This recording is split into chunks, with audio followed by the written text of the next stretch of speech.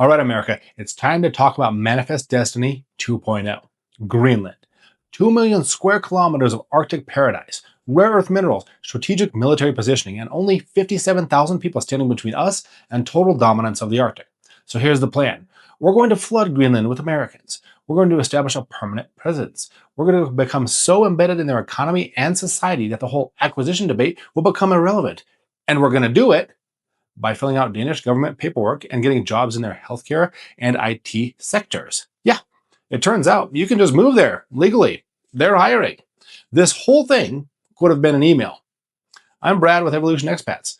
I help people get second residencies and citizenships around the world. And today, while the politicians threaten military action and diplomats exchange angry press releases, I'm going to show you the actual path to Greenland. No invasion required. Just a work permit application and a job offer. Most channels are going to give you the political rage bait on this for 20 minutes, but I'm here to give you the paperwork path. If you want the actual logistics of leaving while everyone else argues, that's the only thing we do on this channel. So subscribe for the toolkit, not for the drama. Now, before we get into the politics and the process, let me sell you on Greenland for a minute, because most people hear Greenland and think cold, dark, and miserable. Why would anyone live there? Well, I say those people lack imagination. Greenland has some of the cleanest air on Earth. It's literally measurable. When scientists want to study pre-industrial atmospheric conditions, they drill ice cores in Greenland because the air trapped in that ice is pristine. You're not breathing recycled office air. You're breathing air that's cleaner than anywhere you've ever been. Then there's the Northern Lights, visible from your window for months. Not a tourist attraction you drive by and you see once, but a regular occurrence while you're making dinner, while you're going to work. And then, of course, speaking of that dinner, seafood there is world class and from fresh waters that have never seen industrial pollution. Greenlandic halibut, Arctic char, shrimp, crab, all caught the morning that you eat it. And of course, then there's the midnight sun during the summer. You have 24 hours of daylight. In winter, of course, it is dark, but that darkness comes with aurora borealis and a pace of life that forces you to actually slow down and be present. This is a community where there are 57,000 total people, which means that you actually get to know your neighbors. This isn't the performative small-town living that you see on Instagram. This is a genuine human connection in an age where most of us have completely forgotten what that feels like. And here's something that nobody considers. Climate change is actually making southern Greenland more habitable, not less.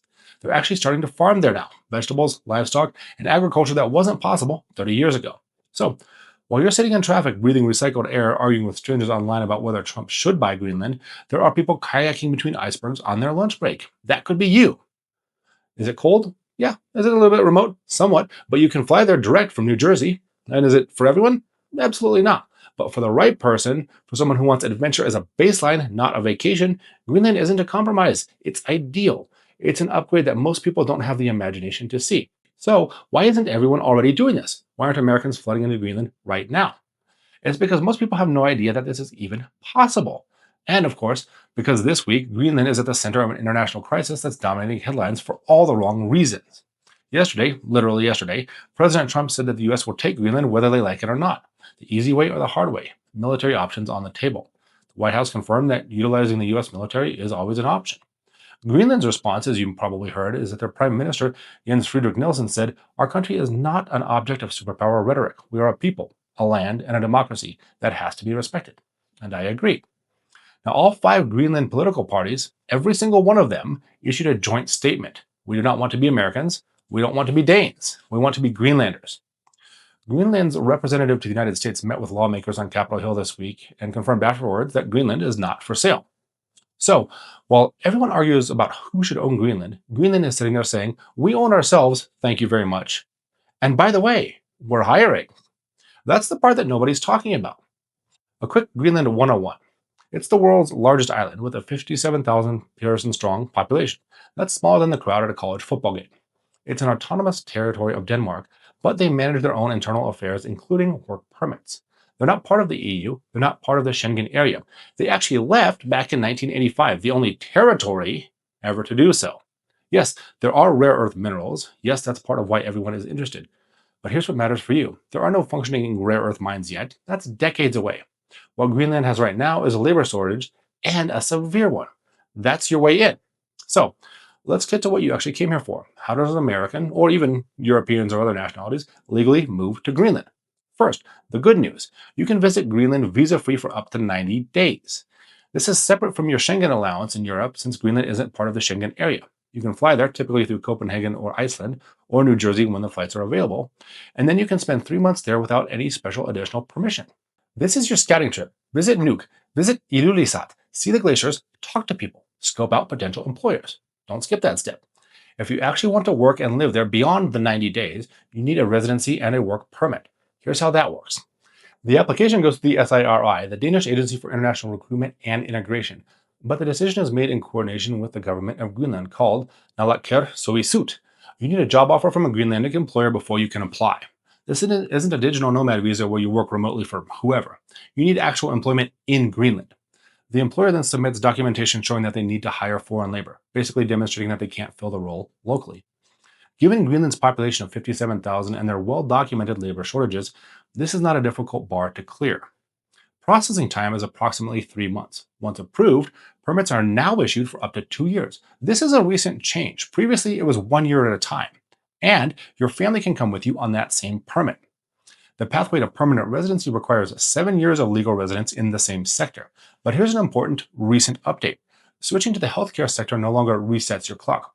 They want healthcare workers so badly, they've literally changed the rules. So what sectors are actually hiring? Healthcare is the big one. Greenland has approximately 120 medical positions and 300 nursing positions for the entire country, and they cannot fill them. The local nursing programs graduate maybe 8 to 10 nurses per year with a 40% dropout rate.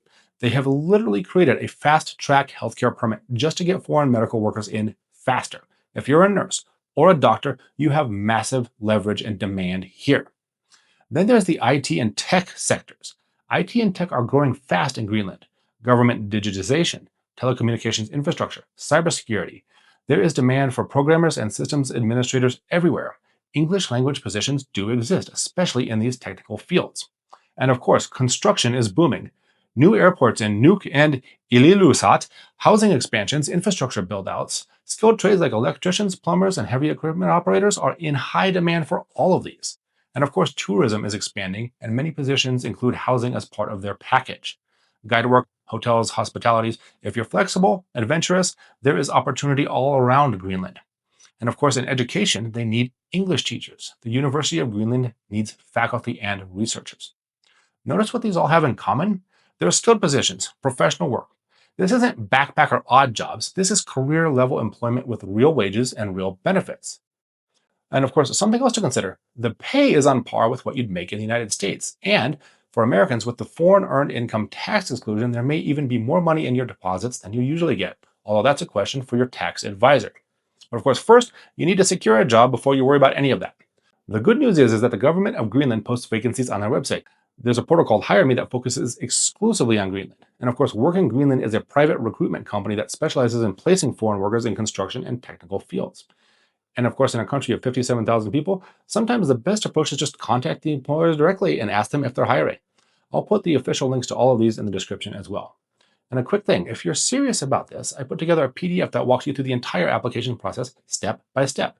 Document checklist, job portal links, timeline from decision to departure, all of it. Reply guide in the comments and I'll send you the link. I'll also keep you updated on this channel when the immigration rules change, because they do change and they change quickly worldwide. So let's imagine 2 real scenarios so you can see if this might work for you.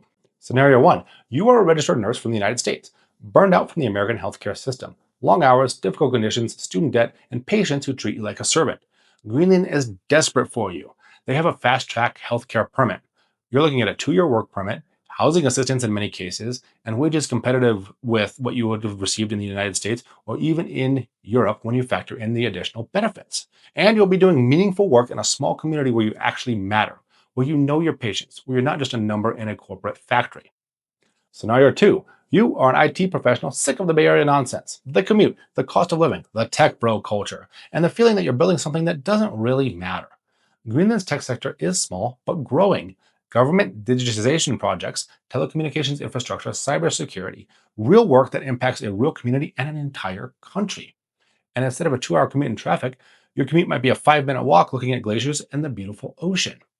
Now, let's talk practical challenges, because I'm not going to pretend that this is inherently easy. It's cold. The average winter temperatures in Nuuk are around -8 Celsius, or about 18 Fahrenheit. If you're from Miami, that's a significant adjustment. It's also remote. Flights are limited. Most goods are imported and therefore a bit more expensive. And many towns aren't connected by roads. You'll get there by boat or helicopter, although that could be an exciting change to your commute.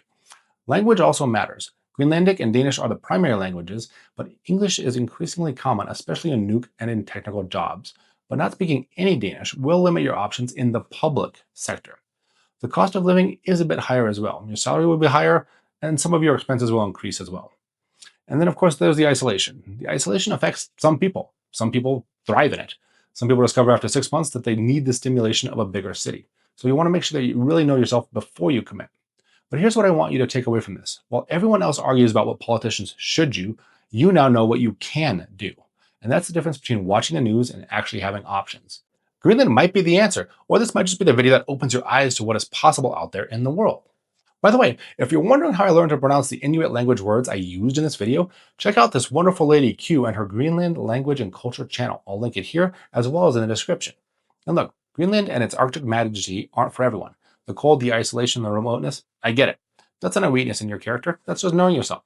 But here's the thing, Greenland is one option. This is just one video. I've got a whole library of countries actively welcoming expatriates right now.